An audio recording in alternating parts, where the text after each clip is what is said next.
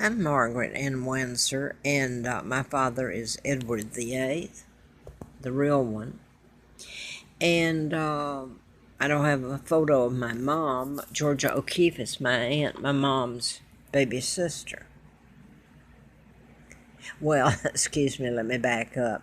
My mom is Georgia's baby sister. The O'Keeffes were from Madison, Wisconsin, and later moved to Williamsburg, Virginia, not too awfully far from me now.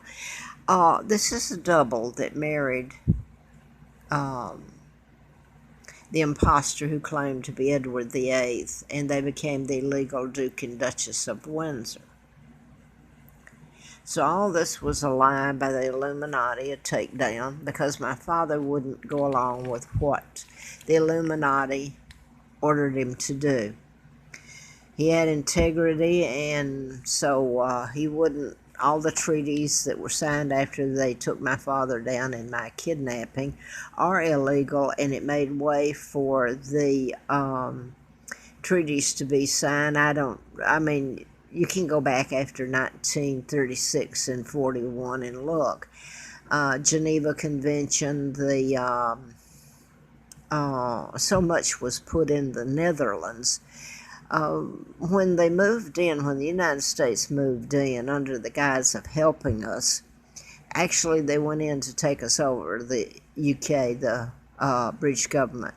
Netherlands was Queen Beatrix back then, I believe, and evidently they went along with it. Your war tribunals there, Kissinger, the crooks, the Rockefellers that kidnapped me, Kennedys, all control it.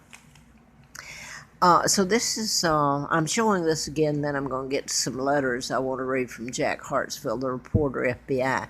This is Roosevelt, who appointed Joe Kennedy ambassador in 36 for that reason, to help take down my father. They couldn't control him. He wouldn't do as they say.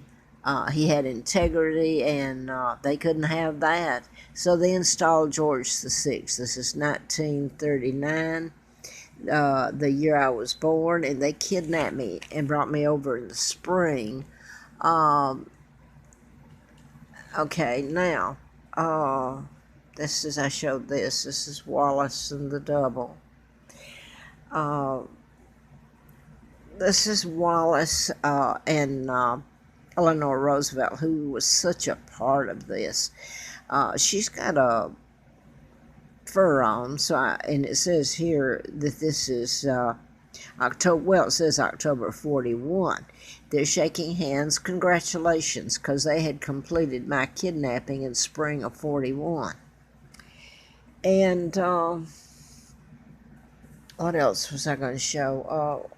Well, I have Hustler magazine over here. I was going to show it, I suppose, where I ran the political campaign.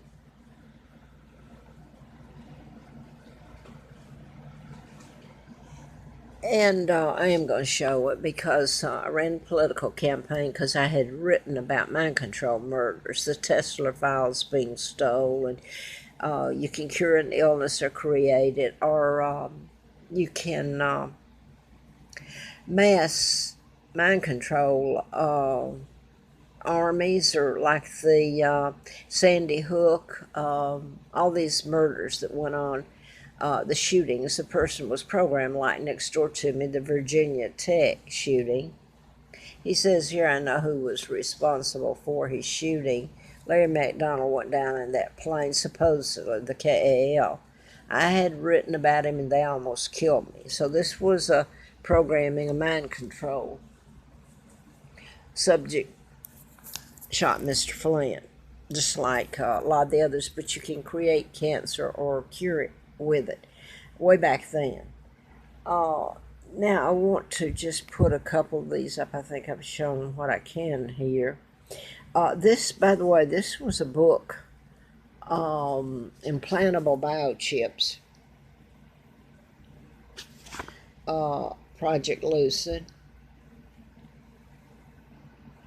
Tex Mars wrote this book, and a church sent this to me. I was living on the Appalachian Trail back in, I guess this was early 92, and they sent it up there, and I wish I'd kept it now, but I couldn't carry things along the way. I had a backpack, and that was it.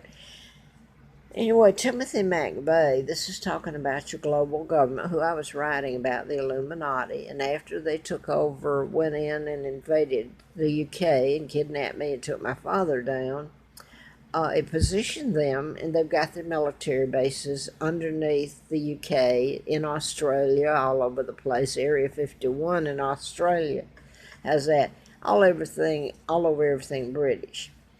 So, this is the mark of the beast. I was talking about it, the new world order.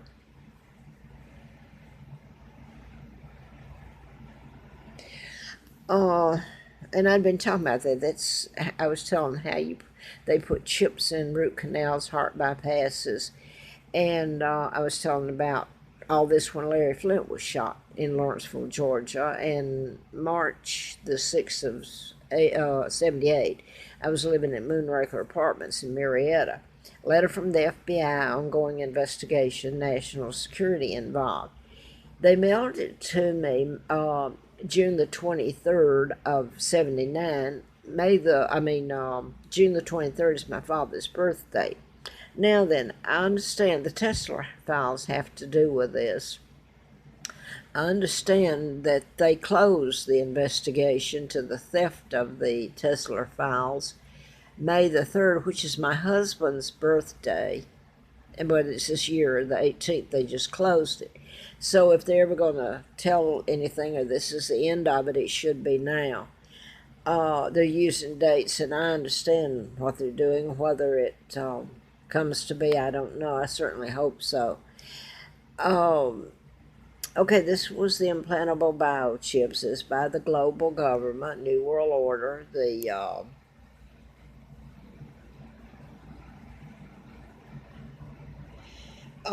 had a chip put in him, Timothy McVeigh, the Oklahoma City bombing, and he was put to death. And he always said that the U.S. government placed a chip in his buttocks. Computer chip. Okay, I'm going to try to get this up and read some letters that Jack Hartsfield wrote me. And he did this for me. He was FBI and undercover FBI, and he worked as a newspaper reporter. Hank Hartsfield, the astronaut, commander of the couple of shuttles, was his nephew. I believe it was his nephew. He was very close. I believe it was his nephew from Alabama. He's deceased now. Both of them are. Jack died about 1.5 years ago or 2 years ago. He was a couple of years older than me. And I'm going to read, he was out at Larry Flint's since I've been up here in Roanoke. He moved out there, and now he moved back to Huntsville and went to work for the paper there again, and then he died a few years ago. I'm just going to skip around and read part of his letters.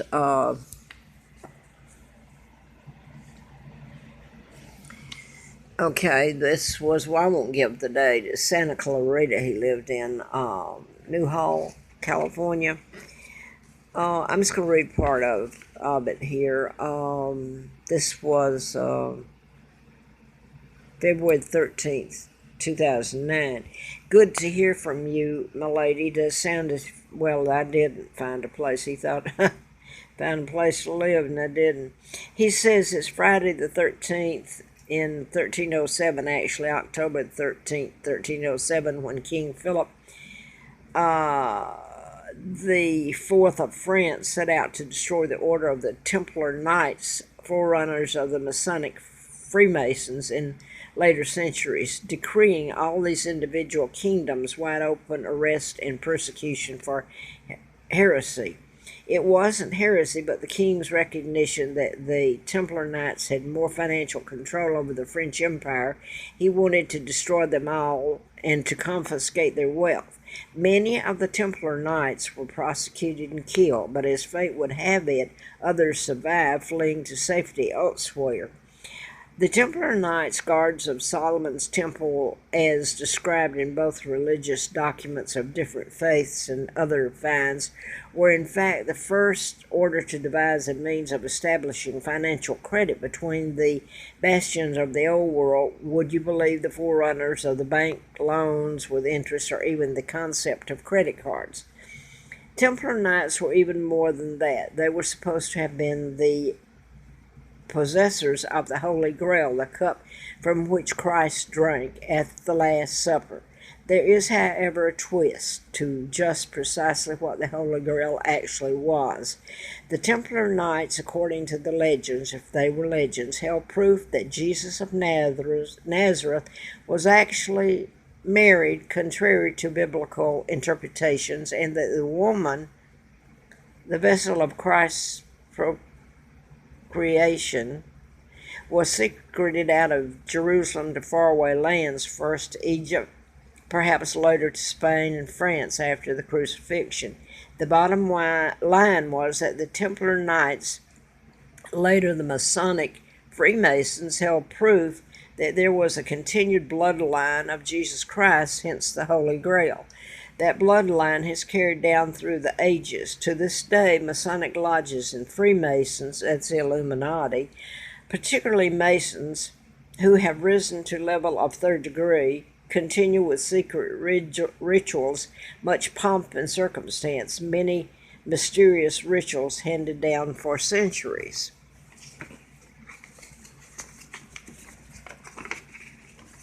All my others have been stolen except a couple. I had a whole bunch over the years. It would not be out of question that while participating, Masons go through the motions of these rituals. Even they may not fully understand the magnitude of these same rituals. And in a lot of these, he was in Huntsville when they almost killed me, the Space Center. Well, they brought me over from Atlanta April Fool Day, and I was almost dead. I don't know how I lived. And then Lina Dempsey tried to kill me again, to shut me up, because she had killed her. She was afraid my book would be published. She certainly, and I'd gotten the letter from the FBI that scared her. Jack saved my life then, but let me go on. That gets to be...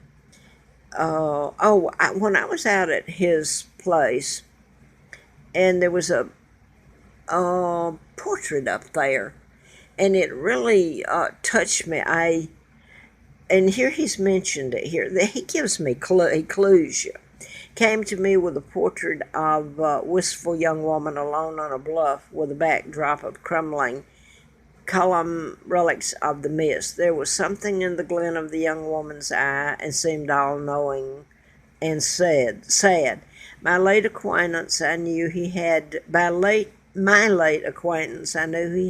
intelligence agency connections, wanted me to have it to hang in my small apartment where I was living alone after my wife Sheila and I divorced. Well, now, fast forward to 84, I was out there for a couple of weeks and was still driving the Larry Flint car, but I wasn't able to get back through to him. Jack was in Santa Fe, close to Abiquiu, Ghost Ranch, George O'Keefe, my aunt's ranch. And this is where I saw this again in his apartment there, and he was working from New Mexican News and covering Los Alamos. The painting was inscribed Broken Silence, and Broken Silence was something I was pushing so hard to achieve, and at that time had no religious significance to me at all. That would come later, much later. Long after I'd left Huntsville, I was studying the painting. The artist had inscribed his name on the painting. I did a computer search to discover it was a pseudonym, not a real person at all. But a further search revealed the true name of the artist, a Freemason born and reared in Alabama, and deceased for more than 20 years. I still have the painting to this day. Well, I saw it when I was out there, and it brought tears to my eyes. I don't know why, subconsciously what. But a further search revealed that, and had been deceased more than 20 years, the painter. I still have that painting to this day. I don't think I ever told you, but the day after Mayor Joe Davis was defeated at the polls for another term in office, I had quietly come to Huntsville on one of my very infrequent visits and was sitting in his office with him, looking over the city that I had loved so much at one time. You do know, Jack, that Sal Bazzini, the police chief, they brought him in there 80 after I was almost killed, trying to protect me. He's an FBI agent, retired, and there was a book that he wrote years ago. It was small. Bazzini did, FBI. He said if he told what he knew, he'd be killed. He was the best thing that ever happened to Huntsville, Bazzini. That's true. Mr. Mayor, I think you're right, Jack replied. Joe and I both knew the depths of corruption that had befallen Huntsville over the years and the deft ears of the Huntsville Times, the rest of the power structure and criminal elements who were enjoying the stranglehold. I always trusted Joe. He always trusted me. Odd that when I was researching a biographical data sheet on Joe much later, there was one very simple notation. Freemason. Take care, Jack.